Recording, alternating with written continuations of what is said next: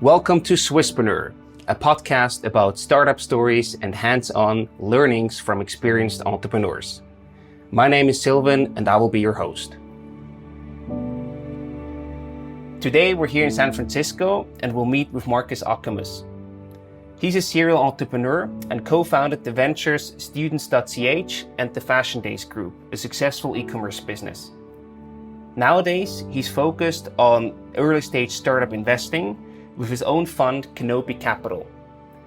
We will talk about how he actually built the successful ventures, actually both of them were huge successes, and also how he grew the businesses out of Switzerland. And then he also moved to San Francisco, the Silicon Valley himself. We will of course also talk about that. As always, you can find additional content on our social media channels, so make sure to check us out on Instagram and Facebook. Before we get started with the episode, I would like to introduce you to SBB Startup. If you think that your company is a good fit for the Swiss Railways, get in touch with them or learn more about their startup programs at sbbstartup.com. Markus, a very warm welcome to the Swisspreneur Show. It's a pleasure to have you here today, and thank you so much for taking the time. Thank you for having me. I would like to start with the first question right away. You worked as a senior consultant at Unique, a Swiss digital agency, and then you co-founded students.ch. How did this happen? How did you start your own business? How did you get involved with students.ch? So this was starting, I think, 1998. Actually, it was another agency before I joined Unique, Crealogics, which was a big supplier or a digital agency for banks. So they built all the website for banks, Credit Suisse, Julius Baer, Vontobel at that time. So it was a big thing, obviously, in the first internet wave. And so I joined the team there as in the design department. Mm-hmm. And I remember like the first thing they asked me if I have a suit. And next day we were going to one of the private banks in Zurich, having a meeting, talking about their website. And I was totally overwhelmed in this private banking world, which was totally new to me. Mm-hmm. And I brought in as the digital expert and design expert, and I was participating in this meeting, basically not knowing much, and but still had to basically convince them to, what I'm doing there. Mm-hmm. And during that time, I met Jan, my business partner, which we are still, Jan Wicher, which we're still working together for 22 years now. He was doing an internship. He was studying at university, doing an internship in the technical department there. Mm-hmm. So together we built the private bank website from Vontobel. And this is how we got to know each other. Cool. And after, I think we've done this like 6 months or 12 months at Crealogics. Mm-hmm. We said, okay, we go back to study and we can do what we have done here ourselves as well. So we started to have our own digital agency. At that time, Blue Media, it was what was the name. And we started to build websites for, small, mid-sized companies. And we also, Jan at that time was running students.ch. So it was about 2 years old, and he started this company for basically, getting free tickets for concerts and, being a press student. It was called Swiss Students Magazine, mm-hmm. I think at that time. And he got a lot of free tickets to participate to soccer games and concerts and all that stuff. And cool. When we partnered up, we saw, hey, there is actually great potential, mm-hmm. Making something bigger out of that. And we started to work on that, and this is how I came very naturally into entrepreneurship. Cool. If I understood that correctly, the project was sort of a side project for Jan at that time. Yes, that's correct. So when did he then actually decide to move full-time into that startup? Because that's probably not a super easy decision to take. I mean, we were both studying at that time, mm-hmm. so we all the time did everything, at night, weekend, whatever. Right. So we started to boost it as much as we could, and I think when we brought in some other teammates, mm-hmm. or team members, then the things we realized, okay, let's really create a business out of it. So we need more manpower. Sure. So even then, all of us did it basically part-time. So we had a lot of freelancers, how you would call it today, who worked part-time. But in the collective, we could really do something. And it was a smooth transition as well. So we basically just tried to dedicate as much hours as possible. You also mentioned your team. You had 2 additional co-founders, so you were 4 co-founders in total. Yeah. Most of them had a pretty strong business background. Yeah. Was this an advantage, and where did you also see some disadvantages about that? Because nowadays, most people or investors would look for a technical background, but also a business background to have the best of both sides, basically. I mean, back in that time, developers were rare. It was not like... tools were limited, and the level of you basically tried to do a lot of new things. So the development was rather like research kind of. Okay. And we had Jan himself and Frank, who were one of the the two team members. They developed everything themselves. So they worked together and shared and see what they could do and so on. Jan also had studying business, and then with me focusing more on design and marketing.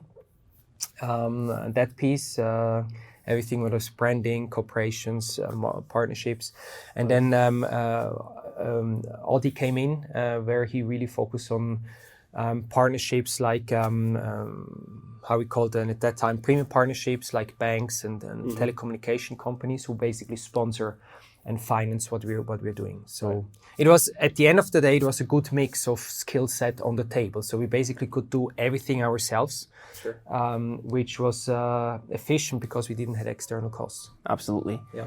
Is this skill setup that you had? You mentioned product, you mentioned designer, you mentioned marketing, and also partnerships, which I would also call a bit sales and partnerships. Is this also the skill setup that you recommend nowadays for a company to start? Or does that really depend on the business model that they have? I mean, it depends obviously on the business model you have. If you do like B2B, enterprise, it's a totally different story than when you do consumer. Yeah.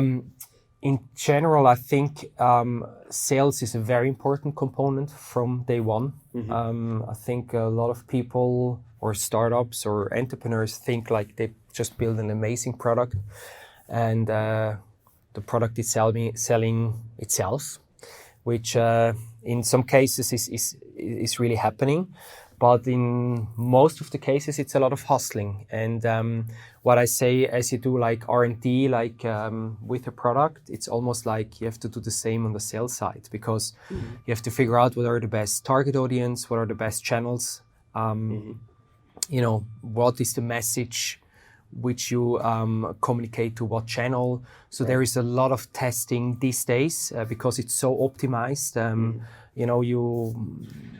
Performance marketing is such a complex thing today. You have thousands of possibilities, but you have to manage it. And I think this is as important as the product itself, when not more important. Is this something that you think Swiss startups often underestimate? I mean, to be frank, I'm not so up to date with the Swiss startup ecosystem anymore. But from what I see, I do think so. Switzerland in general is more B2B, first of all, so more like really product, enterprise, great innovation.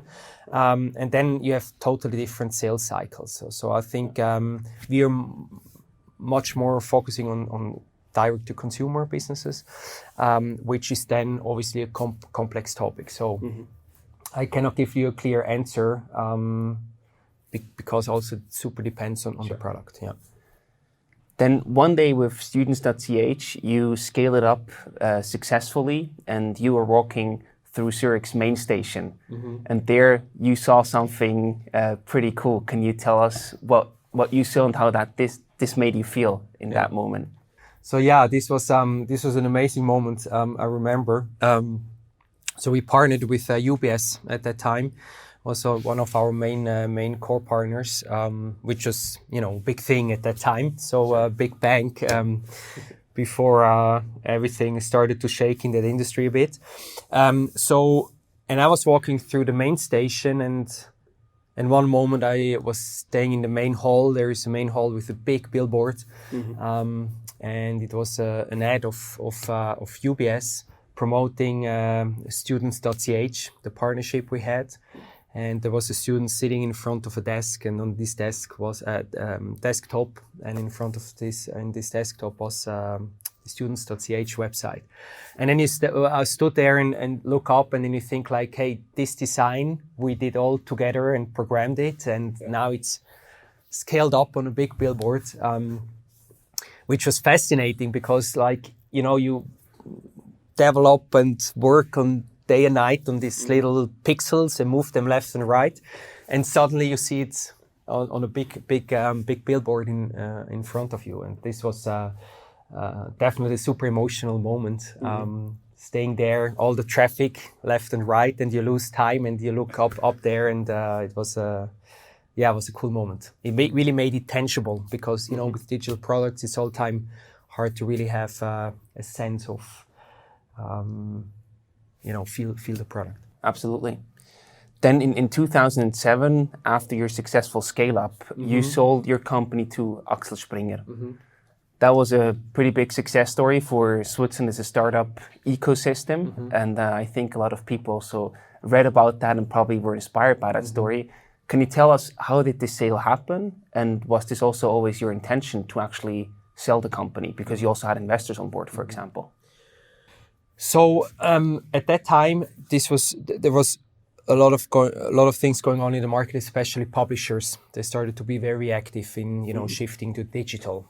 So after they missed the first wave, or mainly missed the first wave, so this was the second wave, 2006, 2007. And at that time, it was just StudiVZ just has been sold in Germany to Holzbrink. So, and then we started to talk to different publishers. We had some links to some publishers, also to Holzbrink at that time. And we started to talk to different publishers. And, there was a high interest in, obviously, students is a super sexy target audience with a high potential. So they saw it's a very nice niche, and we dominated the market in Switzerland. By far, we at that time, I think we also expanded to Germany, and then Poland was a topic together then with Axel Springer, who was active there. So anyhow, so there was a deal. We were negotiating with different publishers, and we joined them with Axel Springer finally made the best deal. In terms of money, or also in terms of other aspects? This is a good question. So I think it was a little bit both. Okay. With StudiVZ, I remember there was a discussion. StudiVZ was growing incredibly fast, but they didn't have a profitable business model. So they basically wanted to buy us because we were profitable basically from day one. So they wanted to have our business model to use it for StudiVZ. Right. Then this didn't happen, and then with Axel Springer we were in discussion with expanding it to other markets, and I can't tell you the details at the end, but it was a combination of a few things. And the question regarding why we wanted to sell it, it was not the intention at the beginning. At the beginning we just built, we just did, and then we saw things happening in this market, and these publishers started to be active, and they started to buy, and they started to be a dynamic, and we were, I would say, on top of our revenues, on top of our, in the best shape. Right. And then we just started to talk to them, and it was super natural also how everything happened. And at the end of the day, Students is still existing today, which is fascinating to me after 20 years in business. Super happy that this brand is still out there, and it seems it was a good acquisition for Axel Springer. You also had investors on board. So usually as soon as you get investors on board, at a certain time they expect a return, which is usually an exit in terms of a trade sale or an IPO. Did you feel any pressure, or also any need from the investor side to then actually sell the company? you mentioned it felt very natural to you. Yeah. So I just want to elaborate a bit how that also played a role in making that decision to sell. Didn't make was not important at all because we were by far the main shareholder. So we basically didn't have external money. So we grew very organically, which is completely different than today. So I mean, imagine like when we started, or Jan started in '97 till 2007 when we sold it. It's like 10 years. Today it would not be possible to just do it organic, or it would be just very hard because of competition and so on. Right. So we basically didn't have investors in. Just I think 1 year before we sold the business, we sold some of our shares to some investors to just get some money because we didn't know we were going to sell it. Right. So to take a little bit risk, but we didn't have like this pressure from the investors. Okay. And I know our community is very curious to hear specific numbers. Can you tell us how much money you sold students.ch for and how much money you personally made from that deal? So what I can tell you is for myself, I had a multiple of about 50. So what I have invested was a pretty good return on investment, about 50 times. And I can tell you that StudiVZ has been sold, I think at that time, for about 90 million euros. And when you compare Switzerland with Germany, we're about 10 times smaller. And then you have an indication without giving you to do too much details. Sure. I think people can do the math on their own. Exactly, yeah. 1 year after you sold students.ch, you started a new company, the Fashion Days Group, an e-commerce company focused on the Eastern European markets. Why did you decide to go to a completely different industry? So so the story here was after we faded out, my partner was, or Jan was working at Hewlett Packard at that time. So he was rolling out direct-to-consumer business in Europe in 8 countries. So he brought a lot of e-commerce experience.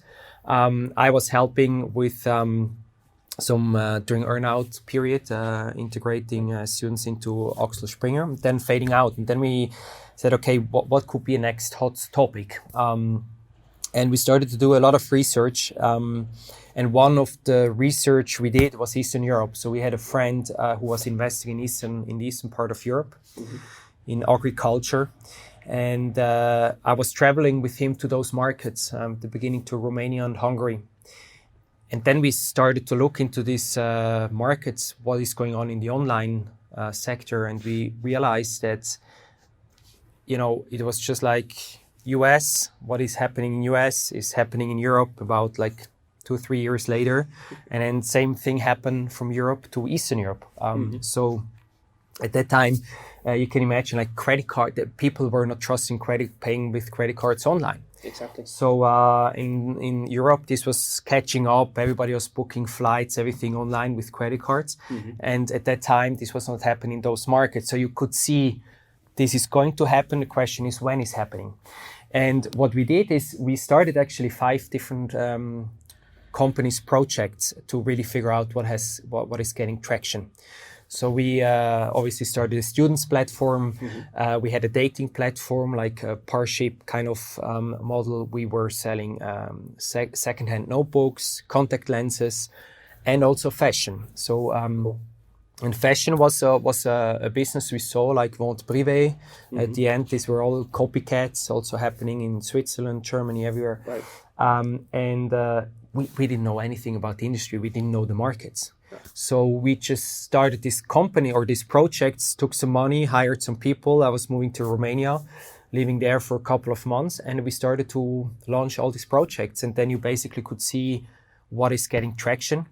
And fashion by far was really going through the roof. I remember, I think, the first campaign, so they were all the time like these flash sales, like for 3 days available.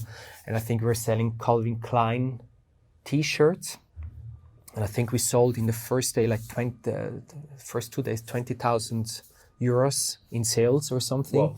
So it was tremendous because like all these markets, they didn't had, or still have limited access. I mean, these days it's different, but back in 2009, so it was hard to find a Calvin Klein t-shirt around the corner. So there were not so many stores available, especially not on the countryside. There was no Calvin Klein t-shirt you could buy or somebody was shipping.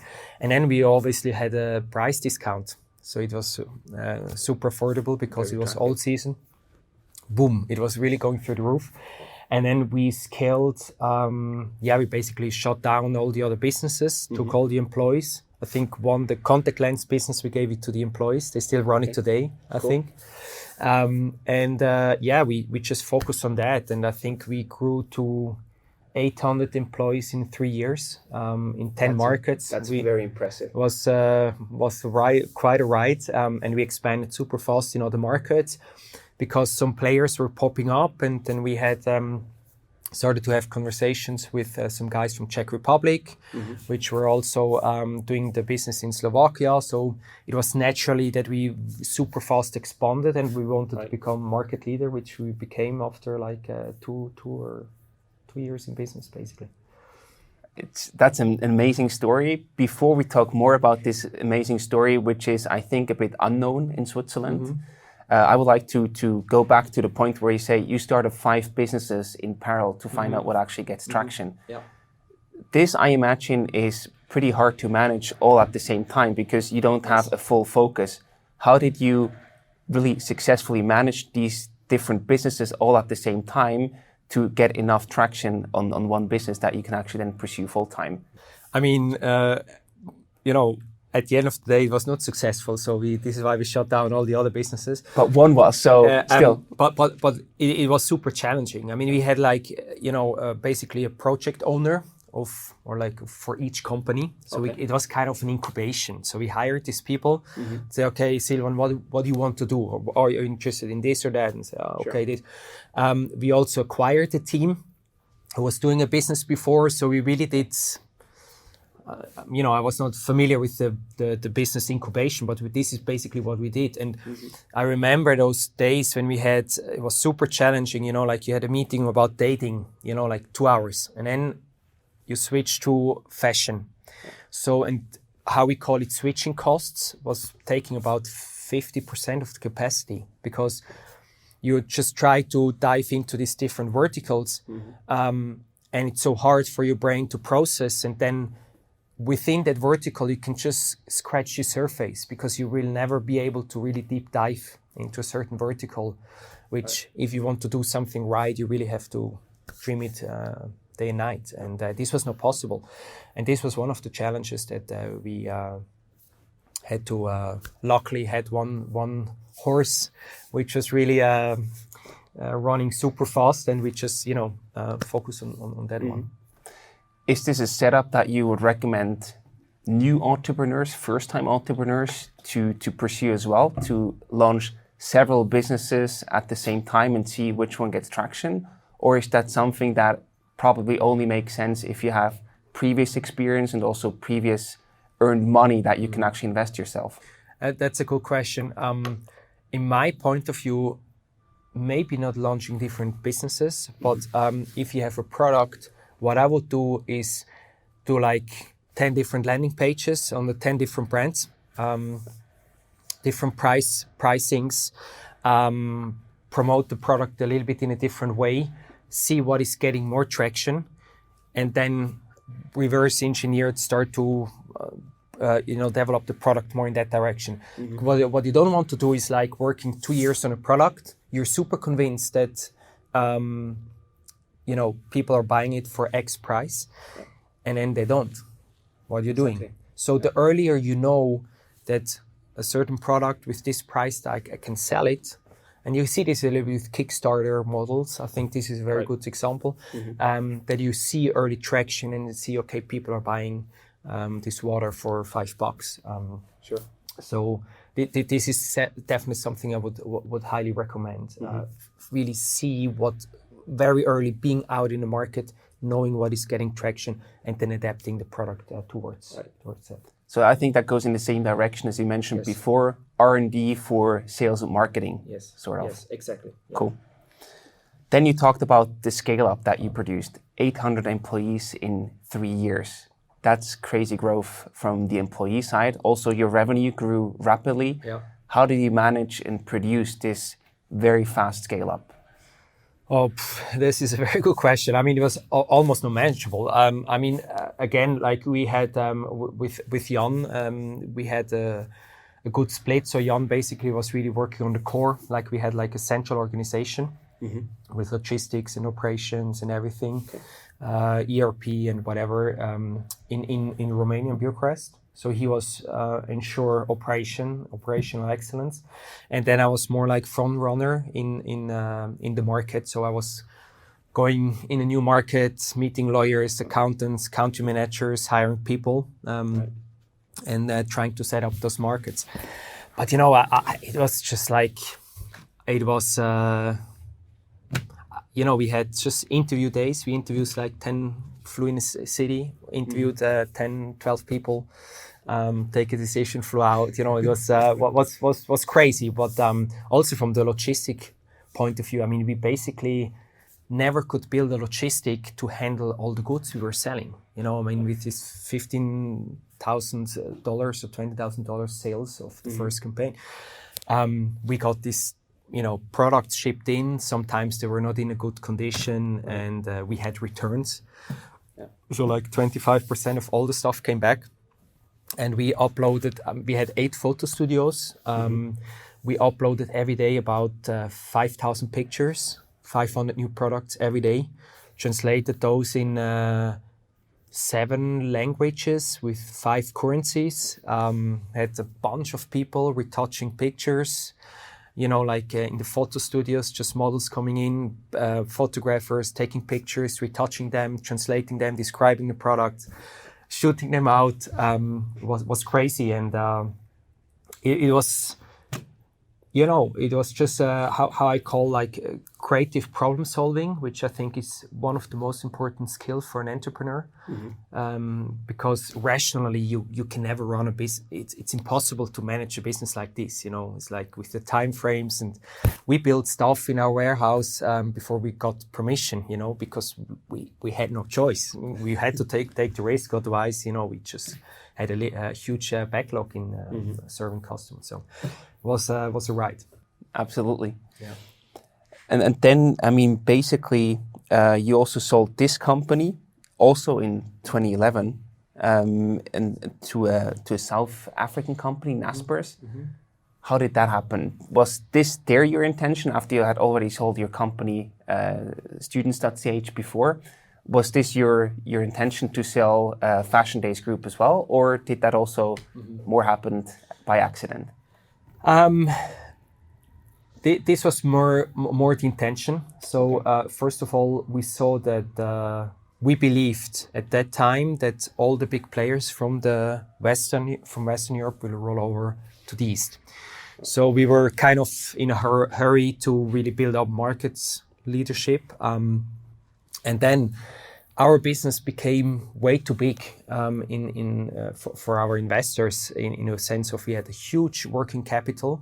So we basically, on those markets, what I mentioned earlier, you had cash on delivery. So you didn't have, like when you were purchasing the CK t-shirt, you didn't pay immediately and we got access to the money. So you ordered it.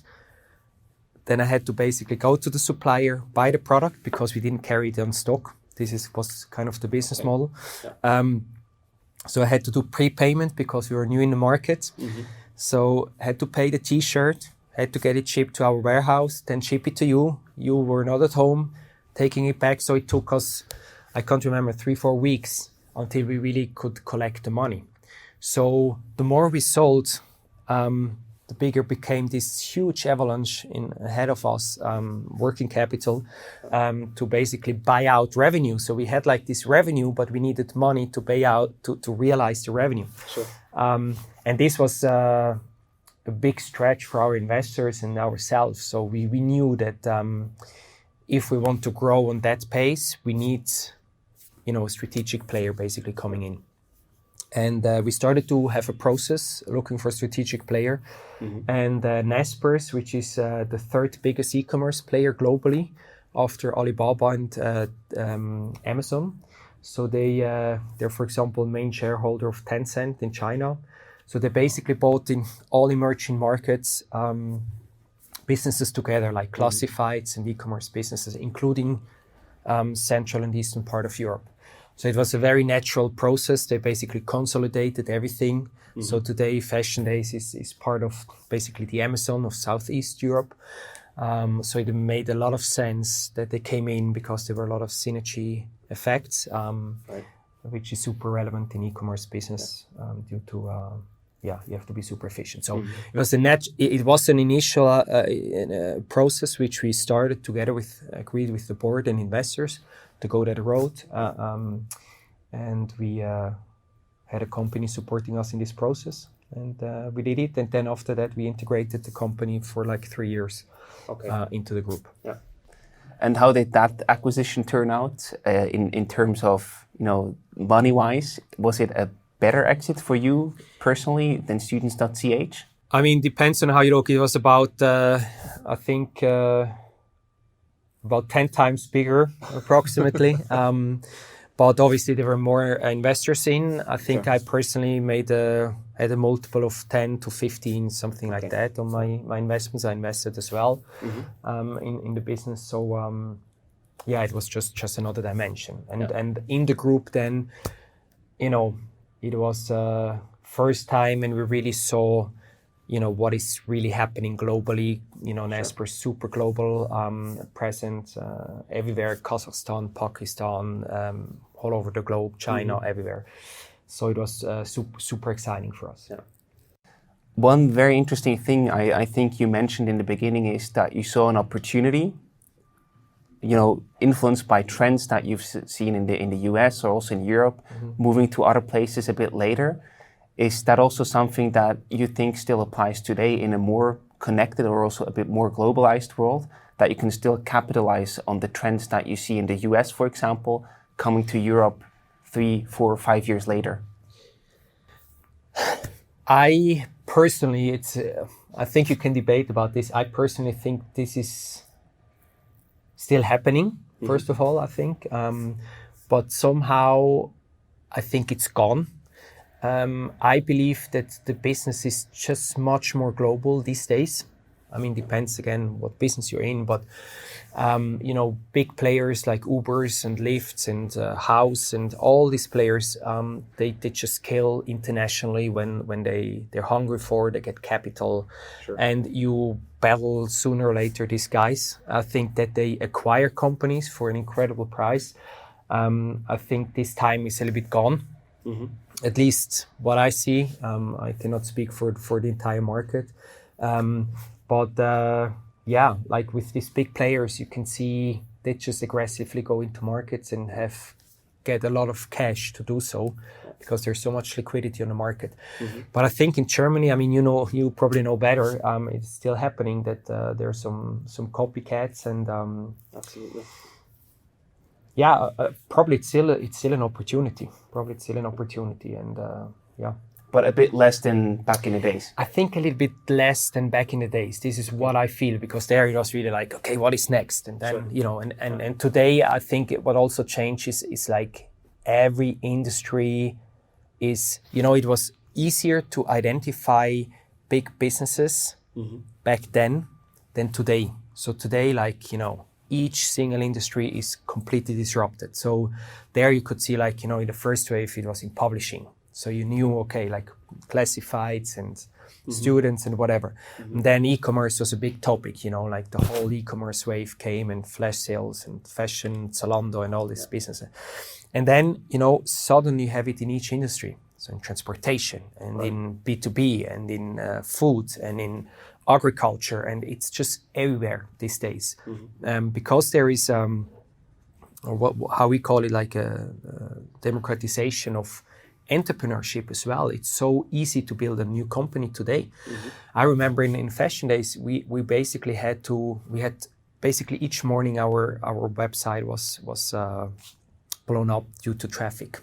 So we couldn't just plug into a cloud basically, buy what we needed. We basically had to decide, should we buy now another hardware server to hold the traffic just in the mornings, and then the rest of the days, because there we had to pick, the rest of the days we just don't use it. So it was really a balance of investment. These days, these kind of problems do not exist anymore. Sure. So you need $1, you can start a company. Back then, you probably needed maybe like $20,000 just due to infrastructure and equipment. Absolutely. One also important point you mentioned is the timing factor. For your start of Fashion Days, you probably hit exactly the right timing before the big players were moving there, but also after paying with credit card or buying through an online shop was highly accepted or getting more and more accepted. So looking back to Fashion Days, to your whole cool and crazy ride that you had, what role did timing play from your perspective? I mean, obviously timing was super relevant, but we didn't knew, that we really hit that market so strongly. Okay. We had a guess, but again, what I mentioned earlier, I think you really have to test R&D and sales to really see if there is traction, and that you really hit, what was happened here with Uber, for example. Uber, who started here, basically the whole taxi industry was a mess. So they didn't show up, they were rude, everybody hated to order taxis. It was just a nightmare. And then one day to another, Uber was available, and the whole customers were so frustrated that overnight, basically, Uber had traction in that city. So these are super exciting business models, but I know some guys who talked to Uber founders very at the beginning, and they said, we didn't see that coming. They didn't see that coming. They hired a CEO to run that business for them because they said, okay, we give a shot, but we don't know. Sure. And then obviously they jumped in and managed a business, but it's really hard. I think it's certain, it's hard to really figure out if you really hit that momentum right away. Absolutely. Then after your 10x exit, your second exit, a couple of years later, you also started to become an investor with your first investing company, Canopei. You mentioned on your website that you want to enable 1 billion people to live healthier and happier lives by 2030. What was the motivation behind starting this investing company? I mean, this was a process. So first of all, it was like the industry. So the industry was clear that we switched industries twice before. And right now, I think it was not so much, it obviously is a huge industry, health industry, which is transforming tremendously in the next 10, 20 years. But it was also a personal motivation focusing on that topic. In my case, I think we talked about this earlier. I had a herniated disc while I was fading out at Fashion Days. No sports, no activity, sitting the whole day, stress, a combination of various factors, which brought me in a position where I couldn't walk for 2 weeks. It was a really life-changing experience. And when you realize when you're not healthy, everything else is not important anymore. Right.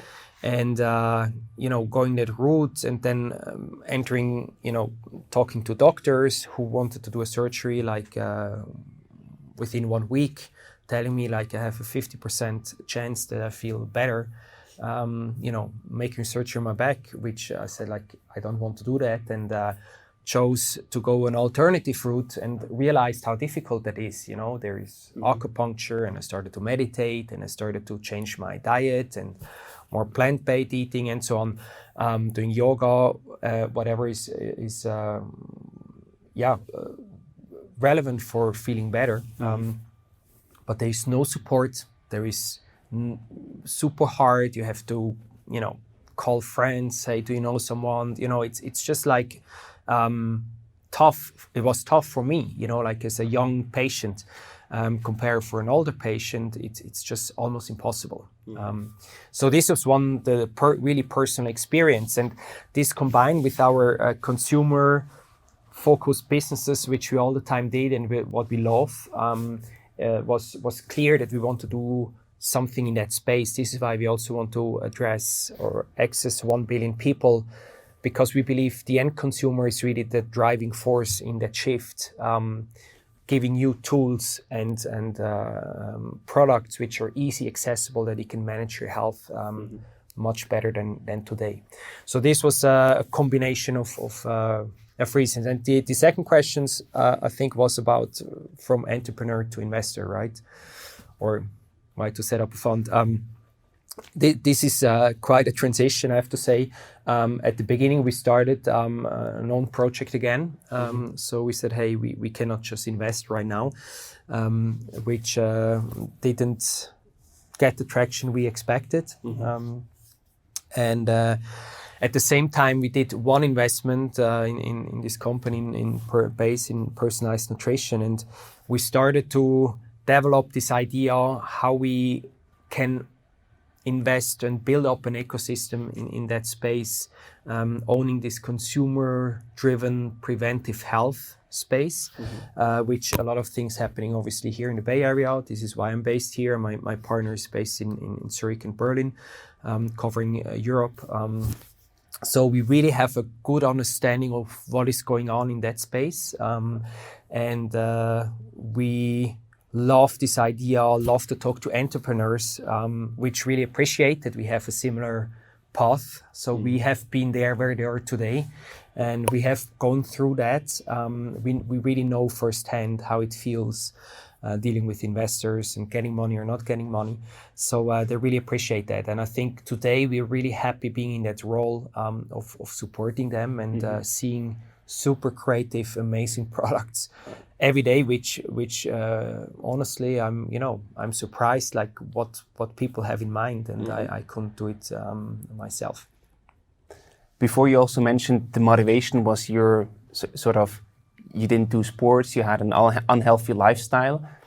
That was also sort of a result from Fashion Days, if I understood you correctly. Is this something that your price that you had to pay to scale up the company so quickly? Or is this just something that you didn't pay enough attention and would have been avoidable? I mean, it clearly would have been avoidable.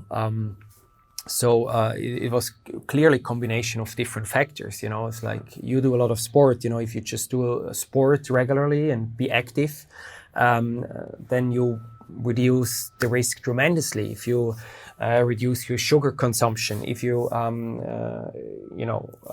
make sure that you sleep enough, that you have a good balance. Obviously, this is could be entirely avoided. I could totally be healthy at that time. So, and it's just hard. It's just hard when life gets you, and I think you want to do a career step, or you should just one more year and I will be there, and you don't pay attention so much on what you're eating. You travel a lot, you sit a lot, you have a lot of meetings, so you sit the whole day. And these are just like things humans are not built for, and we have to learn again to be active. We need watches and trackers to track our activity, and we have to learn to sleep again, what it takes to sleep well, what it takes to eat well, and things like this. And this shift is happening, and but it takes time. It takes time. Now you live in the San Francisco Bay Area. Yep. You once mentioned when we met personally last year that here this is the Champions League or the Super Bowl, to put it in American terms, of entrepreneurship. What makes you think that? I mean, it's pretty simple. It's like, I would say almost every company who has a global relevance, or I would say every company has a global relevance, needs sooner or later be in this market, obviously. Now you can see East or West Coast, but it's just happening here. Here you get connections, here you get big funding rounds, here find super talents. the whole world is looking what is happening here. I all the time say, like, you know, when you make it in San Francisco, you have like a national relevance, and you have a global relevance. Even though it's a relatively, or Silicon Valley, it's a relatively small area, but it has a local or a national and global relevance. And you know, a lot of established investors say, like, you know, sooner or later, if it's a relevant company, they knock on my door. So this is at the end reality, and this is one thing. And on the other side, you have a huge talent pool. So imagine that from China, the best people come here. From India, the best people come here. From Europe, the best people come here to this area. And the one out of 10, the one person who makes it, you can be sure that this is a very talented person. So it's just, you have a lot of super talented people, and the one who really make it, they make it among the best. And I think this is, a very magical and impressive area here. Where this ecosystem just works so well. Also, a lot of companies from Europe or from all over the world actually aim to come here. When do you think that makes actual sense? Of course, if you say you will be a relevant company, then sooner or later you have to be here. But before you know that you are a relevant company, on your way there, when is actually a good time coming here? Because a lot of people also just come here, they have very high living costs, and it takes a lot of money to actually scale up operations here. So coming here at the wrong time can also sort of kill your company, I can imagine. Well, yeah, that's a good question, which I think in general, like from Switzerland, I think it's all the time when an entrepreneur decides, I want to run a company, it all the time comes with an investment, financial investment, and the willingness to go out of your comfort zone. You know, you can say, okay, no, I stay there. It's fine, but you probably won't make it globally. Probably. Maybe there are some exceptions. If you say, okay, I'm taking the risk, I go out of my comfort zone, I'm moving here, start the business here. Yes, everything you mentioned is true. On the same time, you have a higher risk to make it and get it funded in this ecosystem than when you just probably stay these days in Switzerland. So, and then when it's the right moment, I think on the same time, I have to say that everything is super global now. And I think to develop as a young company in San Francisco doesn't make any sense unless you're really on a high, super artificial intelligence level where you really need top of the top developers. But if you have like regular developers, I will never do it in San Francisco. I would do it somewhere in Europe or in Eastern Europe. And then having sales and marketing here. And I think this is what we did, for example, as well with Baze. So Baze is only available on the US market. R&D is still in Berlin, where we have just like, much better price advantages compared to, in various ways compared to here. But here, obviously, we have to be when it comes to audience and sales and PR and everything. So these are good combinations in my point of view. And we see a few companies doing that. Company from Tel Aviv as well we're talking to. They're planning to do exactly the same. So we see this tendency from European companies having a sales and marketing arm in the US. Cool. I think we've talked about a lot of great stories that you shared with us. Before we conclude this episode, I would not like to miss the chance to ask you about your favorite tools or gadgets that you use on a regular basis. Is there anything that comes to mind thinking about that? In our space, like in this consumer-centric healthcare, there are a few products which I use. One obviously is Baze, so personalized vitamins and minerals, which basically all of us are deficient in vitamins and minerals. There are several reasons for that, mainly due to change in lifestyle. And what Baze does is send you a device at home where you can do a blood sampling yourself, which is entirely pain-free.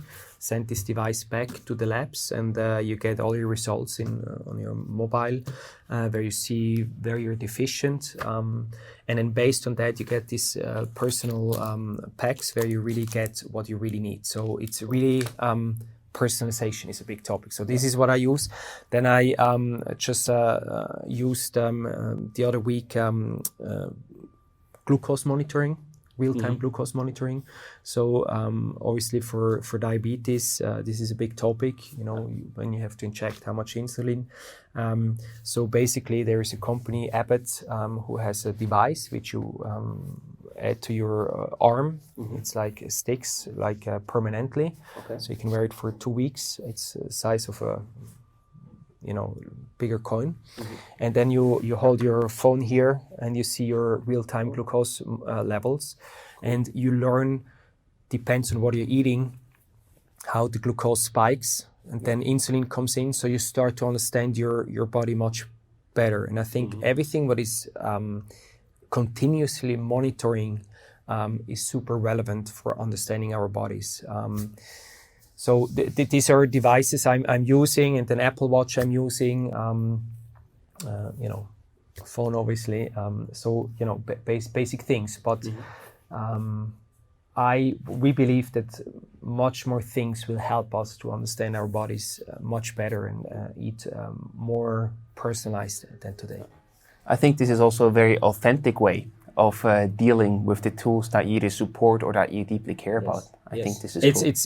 It's there. We try to invest in companies with products which I personally use, and I truly believe in, and this is amazing when you can do that, to combine your personal beliefs with what you're doing for business, and this is for us super relevant. Cool.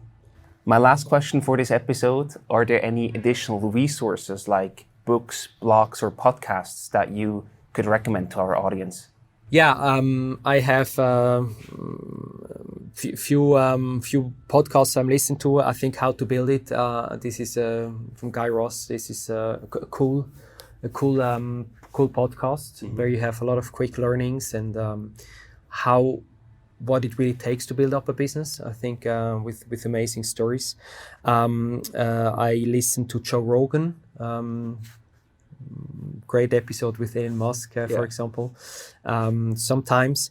And then when it comes to books, I read a lot about personal growth, a lot of, for example, The Power of Now, which is a book from Eckhart Tolle, which basically focus on how you live in the moment, rather than in the future and the past, and how you do that. So being just more conscious.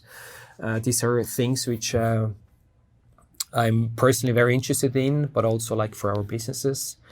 It's a lot of being conscious about things, rather than just running after a lot of things in life. And then I read a book about persuasion right now, where it's about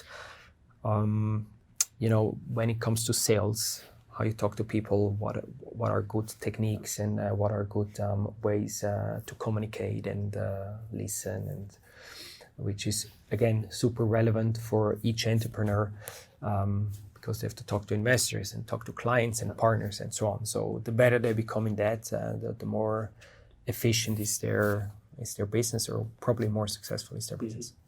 Cool. Markus, thank you so much for taking the time today for this first episode. It was a pleasure talking to you, and I wish you lots of success for all your future projects that you're tackling at the moment. Thanks so much. Same to you. Pleasure talking to you guys.